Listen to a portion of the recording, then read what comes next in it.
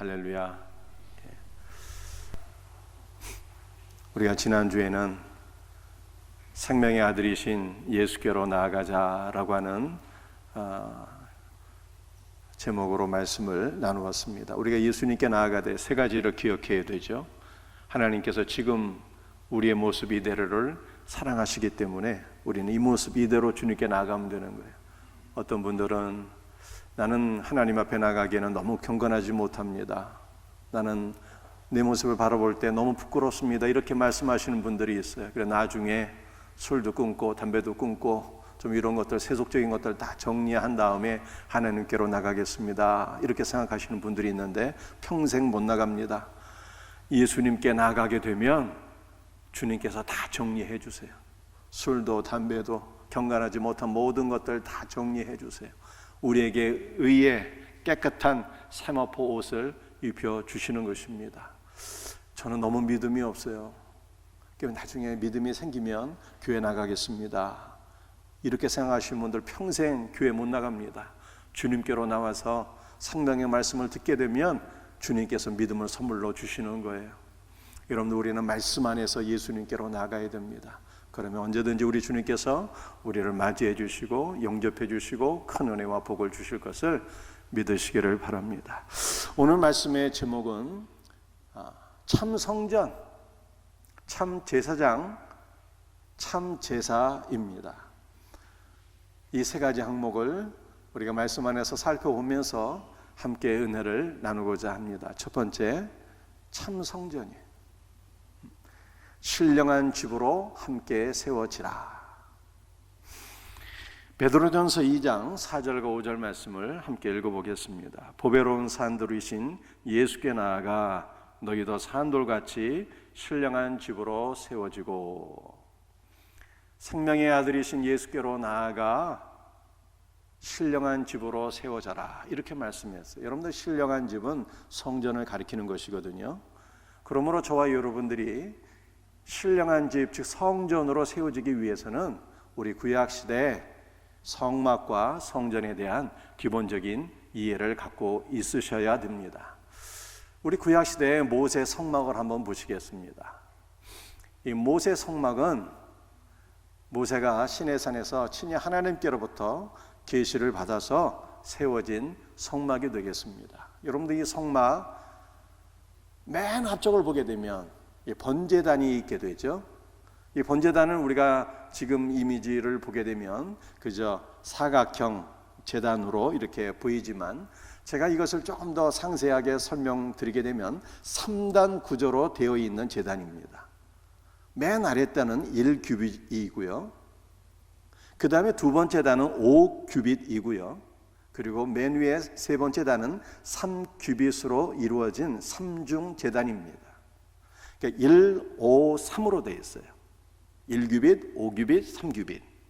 1, 5, 3은 여러분들이 성경 안에서 볼 수 있는 숫자인데요, 예수님께서 부활하셔서 제자들을 갈릴리 바다에서 만나시게 됩니다. 예수님께서 베드로를 비롯한 제자들에게 얘들아, 그물을 배 오른편에 던져라, 이렇게 말씀하셨어요.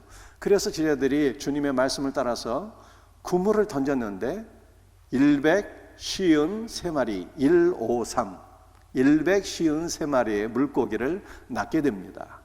여러분들, 이 베드로가 그물을 내려서 낚은 이 물고기는 단순히 물고기를 가리키는 것이 아니라 하나님의 자녀들을 가리키는 거예요. 그러니까 베드로가 앞으로 복음을 증거해서 구원하게 될 하나님의 자녀들을 가리키는 것입니다. 그래서 153은 교회를 가리키는 게 교회. 이 제단 맨 위에는요, 네 귀퉁이에 뿔이 달려 있게 되는데, 이 뿔은 우리의 죄를 사하시는 그리스도의 권세를 보여주고 있습니다. 그래서 이 제단 위에 소와 양과 제물을 바쳐서 죄를 사함받게 되는데, 이 소와 양은 예수 그리스도를 가리키는 것이 아니겠습니까? 그러니까 예수님께서 교회를 위하여 생명을 주셔서 우리가 예수 그리스도로부터 죄사함과 영원한 생명을 얻게 된다라고 하는 것이 이 번제단에 감추어진 영적인 메시지가 되겠습니다. 번제단 뒤에는 물두멍이 있는데요, 이 물두멍은 제사장이 성소 안으로 들어갈 때 손과 발을 씻었던 물이에요. 그 물두멍은 우리의 죄를 씻어주시고 정결하게 하시는 예수 그리스도를 가리키는 거예요. 번제단도 교회를 위해서 죽으시고 영원한 생명을 주신 예수 그리스도를 보여주고 있고, 물두멍도 우리를 정결케 하시는 예수 그리스도예요. 여러분들 성서를 보게 되면 세 가지 기물이 있는 것을 보게 되는데요, 맨 안쪽에 분향단이 있어서 우리를 위해서 늘 중보기도 하시는 예수 그리스도를 보게 되고, 또 성소에는 금 등잔대가 있는데 이 금 등잔대는 금 촛대이거든요. 세상을 밝히시는 생명의 빛 되시는 예수 그리스도를 보여주고 있고요, 또 떡상이 있습니다. 이 떡상은 생명의 떡이 되시는 예수 그리스도를 말씀하고 있는 거예요. 여러분들 지성소 안으로 들어가게 되면은 언약궤가 있고, 언약궤의 뚜껑인 속죄소가 있는데, 이 속죄소에서 대제사장이 하나님을 만나게 되고 죄를 사함받게 되는 것입니다. 그런데 바울이 로마서 3장 25절에서 이 속죄소가 예수 그리스도라는 것을 보여주고 있어요. 그래서 성소는 하나부터 10까지 모든 항목들이 다 예수 그리스도를 보여주고 있습니다. 여러분들 두 번째 한번 이미지를 볼까요? 두 번째 이미지를 보게 되면 우리 솔로몬 성전이 있게 되는데, 여러분들 모세의 성막과 솔로몬 성전은 기본적으로 동일한 것입니다. 가장 큰 차이점은 모세의 성막은 이동식이고 솔로몬이 세운 성전은 고정식 건물이다라고 하는 것이 가장 큰 차이점이 되겠습니다. 그런데 우리가 두 번째 차이점을 보게 되면 모세의 성막에서는 없었던 것을 보게 되는데, 그것은 성소, 현관문, 성소 앞에 건물을 지탱하는 기둥이 아니라 장식용 두 개의 기둥이 서 있는 것을 우리가 보게 됩니다. 성소 앞에 두 개의 기둥이 보이시죠? 여러분들 이 두 개의 기둥의 이름이 야긴과 보아스예요. 야긴은 그가 세우시다라고 하는 뜻이고요, 보아스는 힘, 능력 이런 뜻입니다. 그래서 야긴과 보아스를 합쳐서 이 의미를 풀어보면 그가 능력으로 세우신다는 뜻입니다. 그는 누구를 가리키는 것입니까? 예수 그리스도를 가리키는 것이고, 능력은 무엇을 가리키는 것입니까? 바울이 이 능력이 무엇인가를 바울 서신에서 말씀했는데, 이것은 진리의 기둥이라는 거예요. 그러므로 예수께서 진리의 능력으로, 말씀의 능력으로 교회를 세우신다는 것이 야긴과 보아스에 감춰진 영적인 메시지예요. 여러분들 주님의 몸된 교회는 인간의 힘이나 능력으로 세워지는 것이 아니라 예수께서 말씀의 능력으로 친히 교회를 세우신다고 성경이 말씀하고 있는 것입니다. 이 솔로몬 성전에는 모세의 성막에는 없는 것이 하나 또 있게 되는데요, 이것이 또 세 번째 차이점이 되겠습니다. 이 놋바다라고 하는 것이 있게 돼요. 물두멍이 놓인 자리에 물두멍 대신에 놋바다가 있게 되는데요, 놋으로 된 그릇에 엄청난 물이 담겨지게 됩니다. 성경의 표현을 보게 되면 2000밭, 최대 3000밭까지 이 놋그릇 안에 물이 담기게 되는데, 이것을 리터로 환산하게 되면 45,000리터이고 톤수로 환산하면 45톤이 되는 것입니다. 너무 많은 물이 담겨서 겉으로 일결해서 보게 되면 바다처럼 보여요. 그게 놋바다예요, 놋바다. 이 놋바다는 제사장들이 성전 안으로 들어가서 하나님을 섬기기 전에 몸을 씻는 것이죠. 그런데 이 물이 물두멍에 비해서는 너무 많은 물이 담긴 놋바다인 것입니다. 이것은 그리스도께서 우리를 정결하게 하시는데, 그리스도께서 우리를 정결하게 하시는 은혜는 헤아릴 수가 없다는 거예요. 여러분들 바다에 들어가서 목욕을 할 때, 수영을 할 때 뭐 한두 사람들은 지구상에 있는 모든 사람들이 바다에 다 들어갈 수가 있어요. 그냥 놋바다는 이 땅에 거주하는 모든 영혼들을 정결하게 하시는 그리스도의 풍성한 은혜를 보여주고 있는 것입니다. 이것이 솔로몬의 성전에서 볼 수 있는 차이점이 되는 것이죠. 그 다음 우리 이미지를 한번 보게 될까요? 여러분들 우리가 가운데 부분 보게 되면 스룹바벨 성전이 보이죠? 이 스룹바벨 성전은 솔로몬 성전이 바벨론 군대에 의해서 회파된 이후에 유다 백성들이 바벨론 각지로 끌려가게 되고 70년이 차서 스룹바벨을 중심으로 다시 돌아온 이후에 세워진 성전입니다. 그래서 수룹바벨 성전이라고 합니다. 그런데 이 수룹바벨 성전도 더러워지고 회파가 됩니다. 여러분들 알렉산더 대왕이란 사람의 이름을 들어보신 적이 있잖아요. 이 알렉산더 대왕이 죽은 이후에 그의 제국이 4명의 부하 장군들에 의해서 나뉘어지게 되는데, 그 가운데 한 명이 안티오커스 에피파네스라고 하는 장군입니다. 이 안티오커스 에피파네스에 의해서 수룹바벨 성전이 회파가 되고 더러워지게 됩니다. 이 성전 안에 제우스 신전을 세우고 돼지로 제사를 지내게 돼요. 그 성전이 이렇게 더러워지고 회파가 되는 거예요. 그래서 나중에 이 수룹바벨 성전의 더 위에 새로운 성전이 세워지게 되는데, 이것이 헤롯 성전입니다. 우리 다음 이미지 한번 보여주실까요? 이것이 바로 헤롯 성전이죠. 여러분들, 이 헤롯 성전의 특징은 무엇입니까? 애당초 세워질 때부터 목적이 잘못된 성전이에요. 헤롯이 세워서 헤롯 성전이라고도 하고요, 우리가 신약 성경에 보게 되면 예루살렘 성전이 바로 이 헤롯 성전이 되겠습니다. 그런데 이 헤롯은 정통 유대인이 아니에요. 이두베 사람입니다. 이두베 사람이라고 하는 것은 그가 야곱의 후손이 아니라 에서의 후손이라는 뜻입니다. 그래서 이 헤롯은 정통 유대인이 아니었기 때문에 유대인들에게 환심을 얻기 위해서 성전을, 웅장한 성전을 세우게 됩니다. 인간의 인정과 인간의 인기를 위하여 자신의 정치적 야욕을 달성하기 위해서 세운 성전이었기 때문에 성전이 부패하게 되고 그 기능을 상실하게 되고 마침내 무너지게 되는 것이죠. 이것이 바로 헤롯 성전입니다. 그런데 예수님께서는 요한복음 14장 6절에서 참으로 놀라운 말씀을 하셨어요. 요한복음 14장 6절을 보겠습니다. 내가 곧 길이요 진리라 말씀하셨어요. 여러분들, 예수님께서 진리이신데, 이 진리라고 하는 것은 두 가지 의미가 있습니다. 하나는 진리의 말씀이라고 하는 뜻이 있지만, 또 하나는 겉모형과 대비가 되는 실제라고 하는 뜻이 있어요. 여러분들, 우리가 실제라는 뜻을 언제 사용하게 됩니까? 우리가 연예인들을 가리켜서, 연예인들이 겉으로 보기에는 아주 화려하지만 실제는 그렇지 않아, 이렇게 표현할 때 실제라고 하는 단어를 사용해요.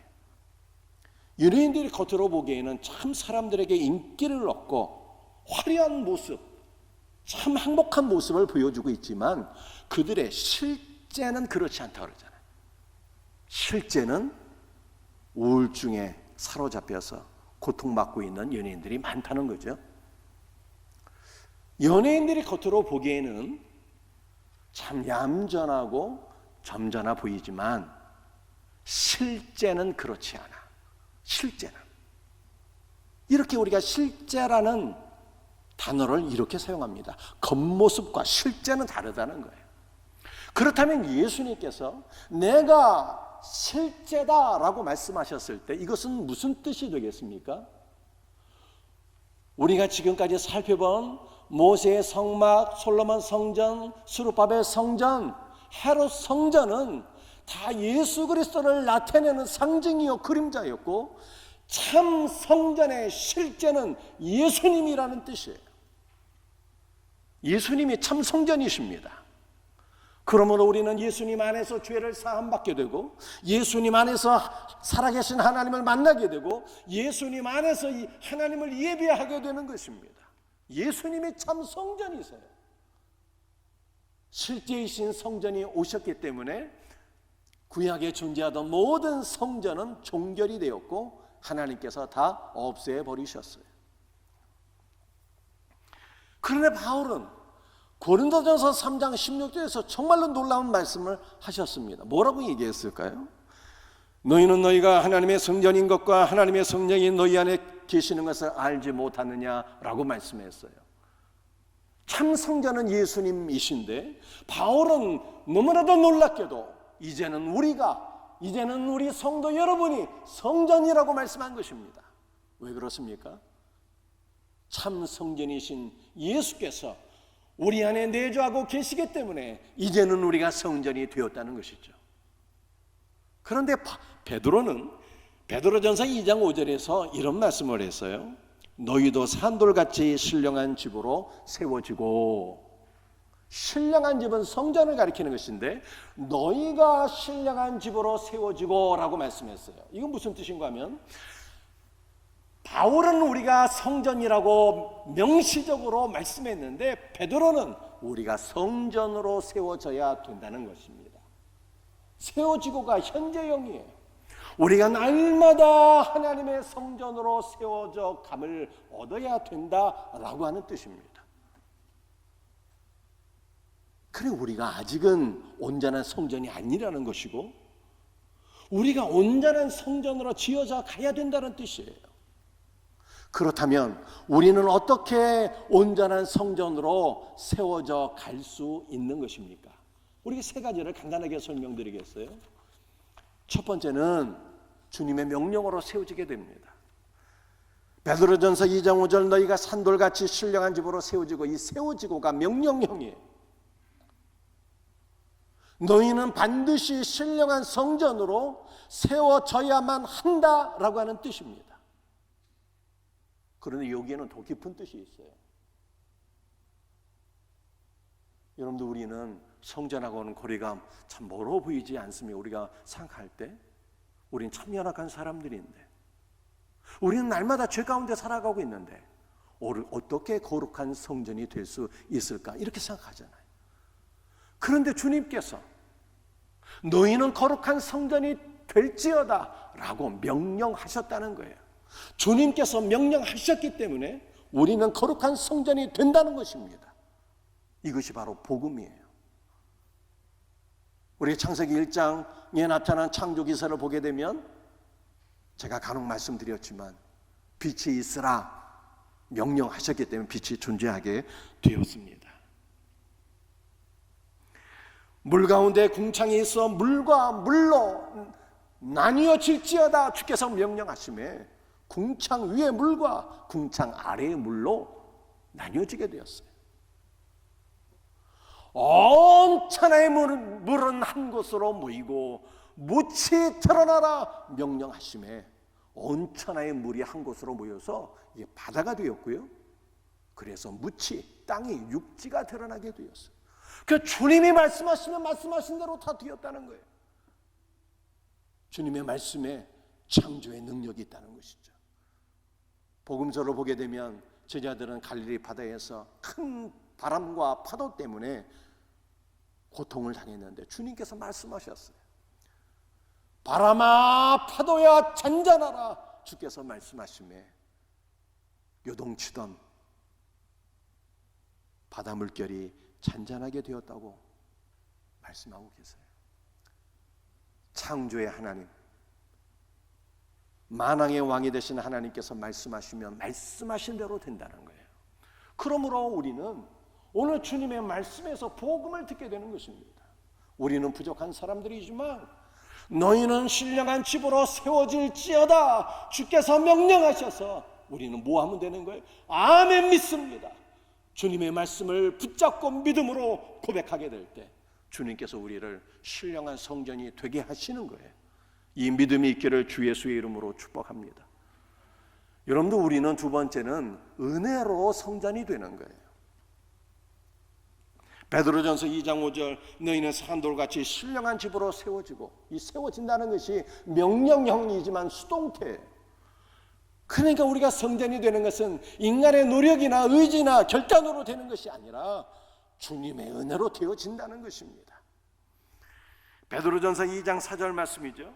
사람에게는 버림받아 되었으나 하나님께는 택하심을 입은 보배로운 산돌이신 예수께 나아가, 우리 예수님은 생명의 돌이신데 우리가 생명의 돌, 생명의 아들이신 예수께로 나아가서 그리스도 예수의 생명을 얻게 되면 우리가 거룩한 성전으로 세워지게 된다는 것입니다.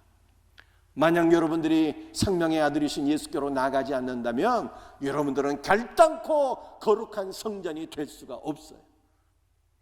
그러므로 날마다 생명의 아들 되신 예수께로 나아가 그와 더불어 교제하고 그와 더불어 연합하고 그리스도 예수의 은혜와 생명을 공급받아서 거룩한 성전으로 지음받는 복된 성도들이 되시기를 주 예수의 이름으로 축복합니다. 세 번째는요, 함께 지어져야 되는 거예요. 여러분들 그것이 무슨 뜻인지 잘 들으셔야 됩니다. 베드로전서 2장 5절입니다. 너희도 산돌같이 신령한 집으로 세워지고, 신령한 집이 여러 개 있는 복수가 아니라 단수 하나입니다. 그러니까 우리 모두가 하나의 성전으로 세워져야 된다는 뜻입니다. 에베소서 2장 2절이에요. 너희도 성령 안에서 하나님이 거하실 처소가 되기 위하여 그리스도 예수 안에서 함께 지어져 가느니라. 여러분들, 우리는 함께 하나님의 성전으로 지어져 가야 된다는 말씀입니다. 교회 공동체 내에는 여러분과 영적인 코드가 잘 맞는 분도 계시지만 그렇지 않은 사람도 있을 수가 있어요. 공동체 내에 나와 더불어서 무엇인가 영적인 코드가 맞지 않는 사람이 있으면 마음이 불편해집니다. 그래서 저 인것만 없으면 좋겠다, 뭐 이런 생각을 가질 수가 있어요. 그러나 성경은 저와 여러분이 거룩한 성전으로 지어지기 위해서는 우리가 마음속으로 불편해하는 그 사람이 반드시 있어야 된다는 것을 말씀하고 있는 것입니다. 교회는 한 몸이에요. 예수님이 우리의 머리가 되시고 우리는 그리스도의 한 몸으로 부르심을 받았어요. 그런데 만약 여러분들이 마음속으로 불편해하는 그 사람이 없다면 우리의 몸은, 나의 몸은 어떻게 되는 것입니까? 장애가 있는 거예요. 장애가. 한쪽 눈이 잘 보이지 않는다든지, 한쪽 귀가 잘 들리지 않는다든지, 뭔가 우리의 몸에 지체가, 이상이 발생하는, 장애가 발생하는 온전한 몸이 될 수가 없는 것을 의미하는 거예요. 따라서 교회 공동체 안에는 필요 없는 사람이 한 명도 없다는 거예요. 우리가 하나의 공동체, 그리스도의 한 몸, 거룩한 성전을 이루기 위해서는요, 우리 모두가 반드시 꼭 필요한 존재인 것을 성경이 말씀하고 있습니다. 그러므로 우리 생명샘교회는 서로가 서로를 인정하며 존중히 여기며 받아줄 수 있는 이와 같은 복된 은혜가 있기를 주 예수 그리스도의 이름으로 축복합니다. 코로나로 인해서 재택근무를 하고, 코로나로 인해서 온라인 수업도 듣고, 코로나로 인해서 온라인 예배도 드렸습니다. 그러나 원칙적으로 성경은 온라인 예배, 온라인 교회는 존재할 수 없다고 말씀하고 있어요. 그것은 성경적인 교회 모습이 아닙니다.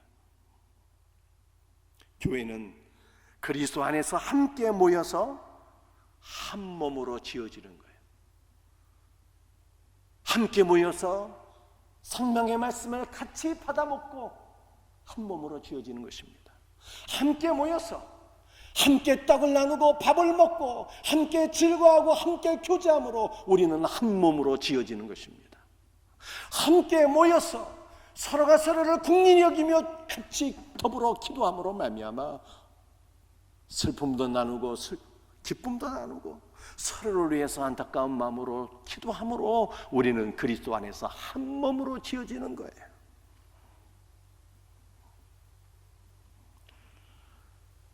한 몸으로 지어지는 교회가 성경적인 교회예요. 이것이 우주적인 교회예요. 이것이 거룩한 성 새 예루살렘의 궁극적인 모습인 것입니다. 우리 생명샘교회가 그리스도 안에서 한 몸이 될 수 있기를 예수 그리스도의 이름으로 축복합니다. 여러분들, 두 번째는 우리가 참 교회를 살펴봤어요. 두 번째는 참 제사장이 되라는 것입니다. 신령한 제사장이 되라. 히브리서 5장 1절 말씀입니다. 대제사장마다 사람 가운데서 택한 자이므로, 하나님께서 구약시대 천사들 가운데서 대제사장을 선택하지 아니하시고 사람 가운데 대제사장을 선택하셨어요. 왜 그러셨을까요?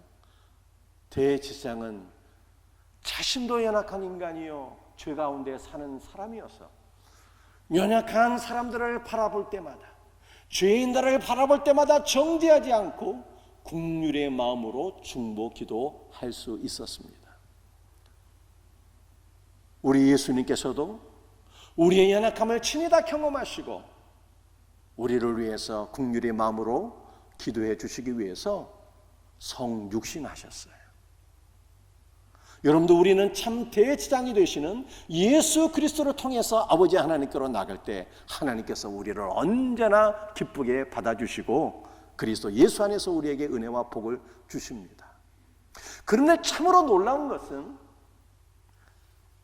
베드로 전서 2장 9절 말씀입니다.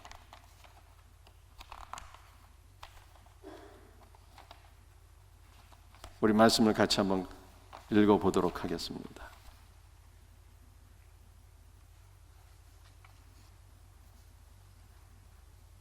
베드로전서 2장 9절입니다. 그러나 너희는 택하신 족속이요 왕같은 제사장들이요 그의 소유가 된 백성이.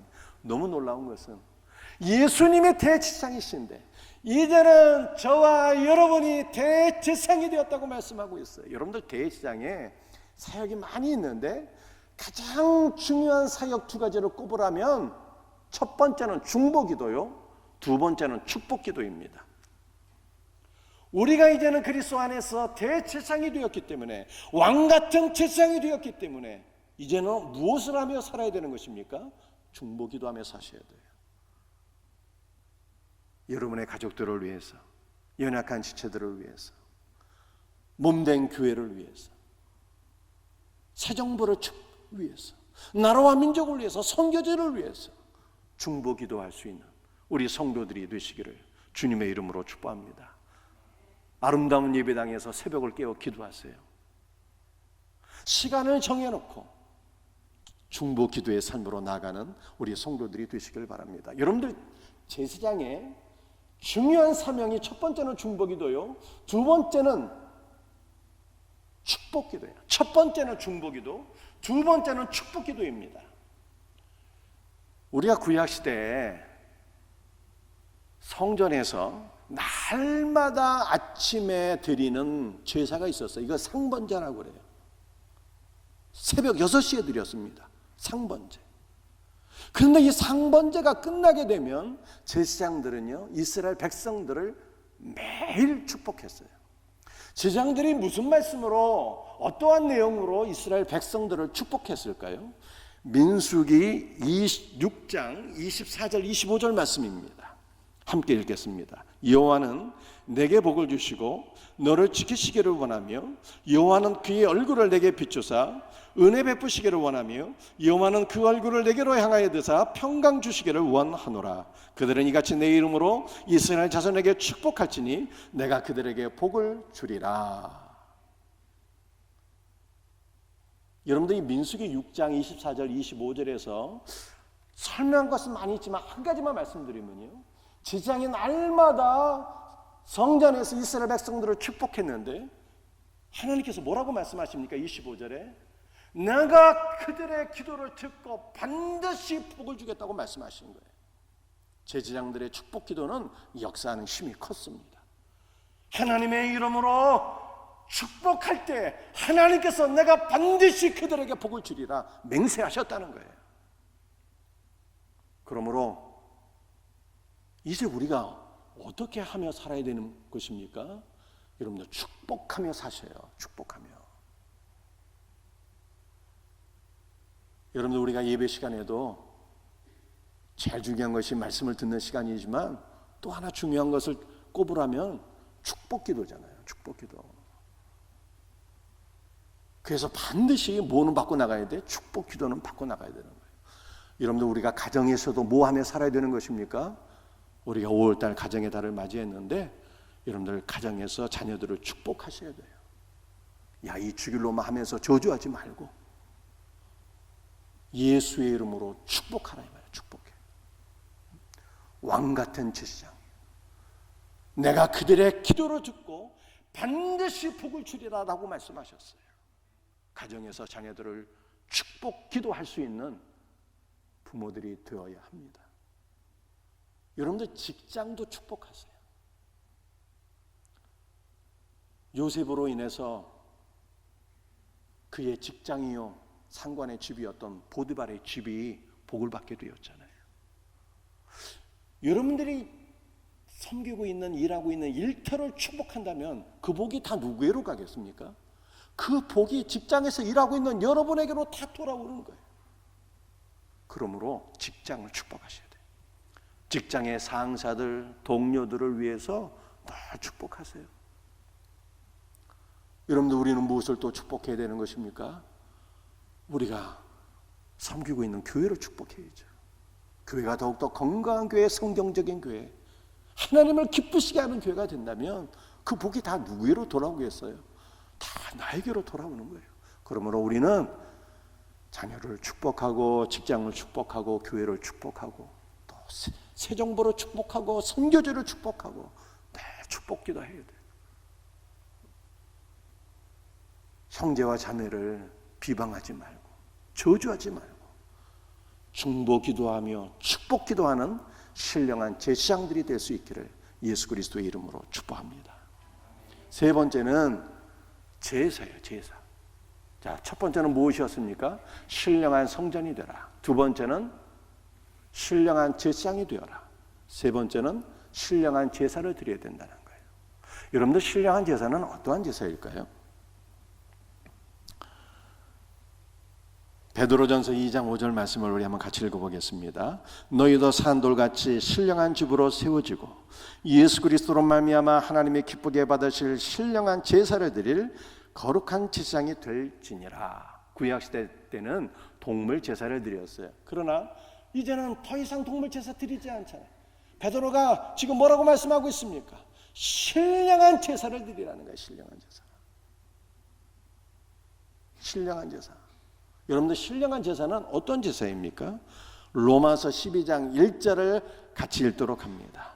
그러므로 형제들아, 내가 하나님의 모든 자비하심으로 너희를 구원하노니 너희 몸을 하나님이 기뻐하시는 거룩한 산 제물로 드리라. 이는 너희가 드릴 영적 예배니라. 아멘. 우리 몸을 하나님께 드리는 것이 신령한 제사예요. 또 신령한 제사는 무엇일까요? 구약성경 시편 51편 17절 말씀입니다. 하나님께서 구하시는 제사는 상한 심령이라 하나님이여 상하고 통회하는 마음을 주께서 멸시하지 아니하시리이다. 상한 심령을 하나님께 드리는 것이 신령한 제사예요. 그런데 상한 심령이 무엇입니까? 죄를 깊이 뉘우치는 우리의 영을 가리키는 거예요. 그러므로 잘 들으셔야 돼요. 신령한 제사는 하나님께 우리의 몸과 영과 혼을 드리는 것이 신령한 제사입니다. 그런데 하나님께서는 날 것은 받지 않으세요. 날 것은. 이게 무슨 뜻일까요? 여러분들, 구약시대 때 하나님께 제사를 드리잖아요. 소와 양으로 제사를 드리잖아. 그 날 것을 드리지 않았어요. 다 불로 태워서. 그래서 이 제사를 화제라고 그러죠. 화제. 번제도, 속죄제도, 속건제도, 화목제도 다 불 태워서 드리는 거예요.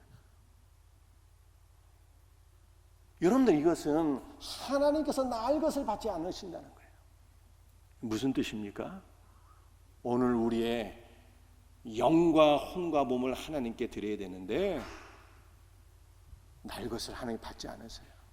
하나님께서 우리에게 성령을 부어주셔야 되는 거예요. 성령의 불을 부어주셔야 돼요.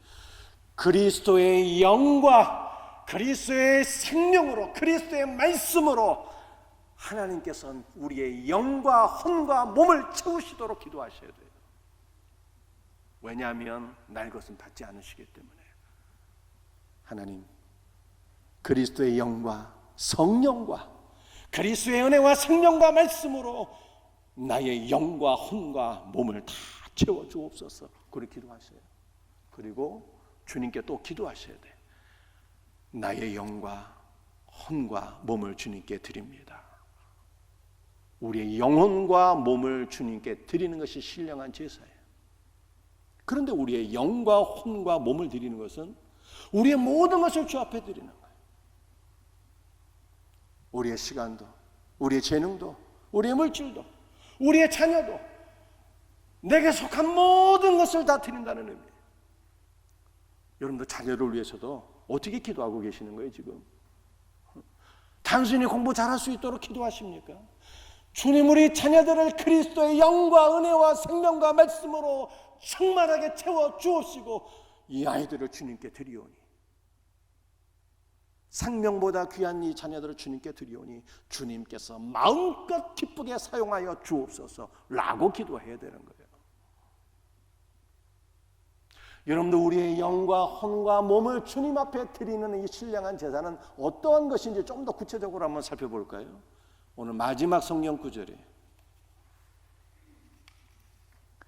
출애굽기 29장 20절 말씀을 우리 한번 같이 읽어볼 수 있도록 하겠습니다. 너는 그 순양을 잡고 그것의 피를 가져다가 아론의 오른쪽 귓뿌리와 그의 아들들의 오른쪽 귓뿌리에 바르고 그 오른손 엄지와 오른발 엄지에 바르고 그 피를 제단 주위에 뿌리고. 구약시대에 제사장들을 세울 때 먼저 성결하게 하는 의식을 가졌어요. 어떻게 제사장들을 성결하게 했는가 하면은 신체 일부분에 피를 발랐습니다. 오른쪽 귓뿌리에 피를 바르고 오른손 엄지 손가락에 피를 바르고 오른발 엄지가락에 피를 발랐어요. 이것은 피를 바른다는 것은 거룩하게 한다는 뜻인데 신체 일부의 피를 바름으로써 제사장 전체를 거룩하게 한다는 의미가 되는 것입니다. 그런데 이 항목 하나를 우리가 좀 살펴볼 필요성이 있어요. 여러분들 우리가 오른쪽 귓뿌리에 피를 발라서 거룩하게 한다는 것은 제사장의 귀를 거룩하게 한다는 뜻이고 거룩하게 된 귀를 주님께 드린다는 의미예요. 여러분들 우리의 귀가 그리스도의 피로써 할례를 받아야 되고 그리스도의 피로써 거룩해져야 돼요. 우리의 귀가 거룩해지면 어떤 역사가 일어나게 될까요? 말씀을 경청하게 돼. 말씀이 들리는 거예요. 사랑하는 성도들이여, 여러분들이 하나님과 올바른 관계를 맺기를 원하십니까? 그렇다면 먼저 경청해야 돼요. 경청은 모든 관계의 기본이 되는 거예요. 하나님의 말씀을 경청할 때 우리는 하나님과 올바른 관계 속에 들어갈 수 있게 되는 것입니다. 여러분들이 남편이나 아내나 배우자, 자녀들과 더불어 또 이웃들과 더불어 올바른 관계를 맺기를 원하십니까? 무엇 해야 될까요? 경청하셔야 돼요. 경청. 경청이 모든 관계의 기본이 되는 거예요.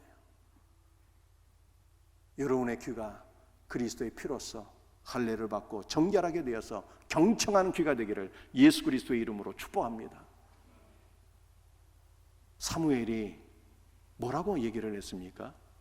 듣는 것이 얼마나 귀한지, 경청하는 것이 얼마나 귀한 일인지, 수양의 기름으로 제사를 드리는 것보다 듣는 것이 더 귀하다라고 말씀했어요. 듣는 귀가 될 수 있기를 주 예수의 이름으로 축복합니다. 여러분들 오른손 엄지가락에 피를 발라서 오른손을 성결하게 했잖아요. 이것은 무슨 의미입니까? 여러분들 우리의 손이 성결하여서 이 손으로 선한 일을 행하고 나누어지기를 기뻐하는 자가 되라는 거예요. 히브리서 13장 16절 말씀이에요. 선을 행하고 우리의 손으로 나누어지기를 기뻐하는 것이 하나님께서 기뻐하시는 산 제사다라고 히브리서 13장 16절에 말씀하고 있어요. 이것이 신령한 제사인 거예요. 그런데 순서가 중요한 거예요. 순서가 먼저 우리의 귀로 경청하고 말씀을 들어서 은혜 받고 그리고 우리의 손이 선을 행하는 손이 되어야 된다는 거예요. 마르다는 경청하지 않고 손으로 일만 했는데 하나님께서 그 손의 섬김을 기뻐하지 않으셨어요. 마리아는 먼저 경청하고 그 손으로 섬김의 삶을 살았는데 300데나리온 가치의 향유 옥합을 깨어서 주님께 부었잖아요. 말씀을 경청하고 손으로 선을 행하고 나눠주기를 기뻐하는 신령한 제사를 드리는 성도들이 되기를 주 예수의 이름으로 축복합니다. 여러분들 오른발 엄지 가락에 피를 발랐잖아요. 우리의 발이 새로워지는 발이 되어야 돼요. 여러분들 성경에서 바른 복음 증거와 깊은 연관성이 있어요. 그래서 바울이 이런 말을 했습니다. 복음을 증거하는 자들의 발이 어찌 그리 선하고 아름다운지. 여러분들 우리는 말씀을 경청하고 받은 은혜의 말씀을 부지런히 전도 지향자로 달려가서 복음을 증거하는 아름다운 발이 되어야 하는 것입니다. 여러분들 우리의 귀만 주님께 드려야 되는 것입니까? 우리의 손과 발만 주님께 드려야 되는 것입니까? 우리의 몸 전체가 그리스도의 것이에요. 우리의 눈도 그리스도를 위해서 드려져야 되는 거예요. 유다의 마지막 왕이 시드기야 왕이었는데, 시드기야가 나라가 멸망하게 될 때 어떤 일이 발생했는지 여러분들 기억하십니까? 시드기야의 두 눈이 뽑혔어요. 왜 하나님께서 하필 시드기야의 두 눈을 빼버리셨을까? 나라가 멸망하기 전에 하나님께서 다 경고하셨거든요. 예레미야를 통해서 기록된 말씀을 두루마리에 적어서 시드기야에게 다 주었어요. 시드기야가 기록된 말씀을 무시했어요. 진리의 말씀에 대해서 그 눈이 감겨지게 되었을 때 하나님께서 그 두 눈을 뽑아 버리신 거예요. 여러분들 우리의 두 눈은 성경을 보라고 성경을 읽으라고 주신 눈이에요. 우리의 두 눈으로 성경을 읽게 될 때 우리의 몸으로 산 제사를 드리는 거예요. 여러분들 우리의 입은 어떠한 입이 되어야 되는 것입니까? 단순히 음식을 먹는 입이 아니라 우리의 입으로 주님을 찬송하고 우리의 입으로 주님을 향하여서 기도하고 우리의 입으로 복음을 전하는 입이 되어야 돼요. 이것이 찬송의 제사요 기도의 제사가 되는 것입니다. 그러므로 우리는 우리의 입으로 우리의 온몸으로 주님을 섬기는 신령한 제사를 드려야 되는 거예요.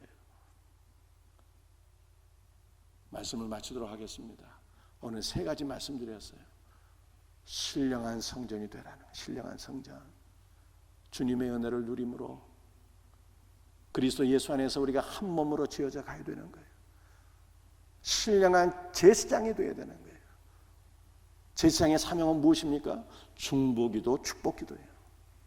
중보기도 축복기도. 신령한 제사를 드려야 돼요.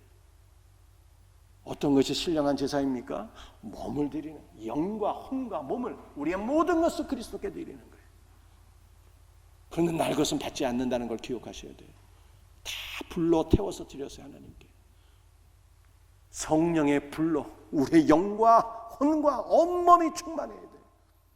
그리스도의 은혜와 생명으로 말씀으로 우리를 채워주옵소서. 날마다 기도하시고 우리의 영혼과 몸을 그리스도께 드리는 신령한 제사를 드리는 우리 복된 성도들 다 될 수 있기를 주 예수 그리스도의 이름으로 축복합니다. 기도하시겠어요? 주님 감사합니다. 오늘 시간에 주께서 주신 말씀대로 신령한 성전이 되어지고 신령한 제사장이 되어지고 신령한 제물이 되게 하소서. 주여 우리의 영과 혼과 몸을 주님 앞에 다 드리나이다. 그러나 날 것은 받지 않으신다고 말씀하셨사오니 그리스도의 영으로 성령으로 충만케 하시고 그리스도의 은혜와 생명으로 우리의 영과 혼과 말씀으로 우리를 채워 주옵시고 우리의 모든 것이 그리스도를 위하여 쓰임받게 하여 주옵소서. 주 예수 그리스도의 이름 받들어 간절히 기도드립니다.